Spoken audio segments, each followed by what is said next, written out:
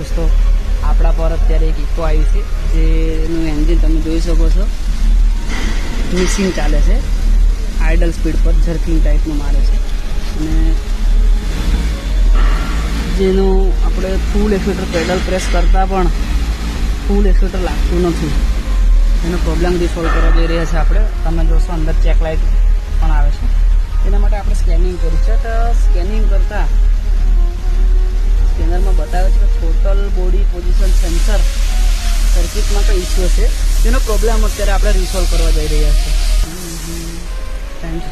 જે અત્યારે જે આ ટોટલ બોડી છે તો એનું વાયરિંગ અંદરની સાઈડથી કટ કર્યું હતું, એટલે જે પ્રોપર જે એક્સિલેટર લાગતું હતું તે અત્યારે પ્રોપર લાગતું હતું અને એન્જિનને પણ પોતે ચાલી રહ્યું છે.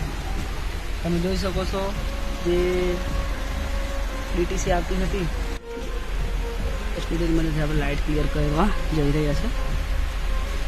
સક્સેસફુલી લાઇટ ઇરેઝ થઈ ગઈ છે અને જે અહીંયા એમઆઈ લાઇટ આવતી હતી માલ ફંક્શન લાઇટ એ પણ જતી રહી છે. આ રીતે મિત્રો આપણે સ્કેનરની મદદ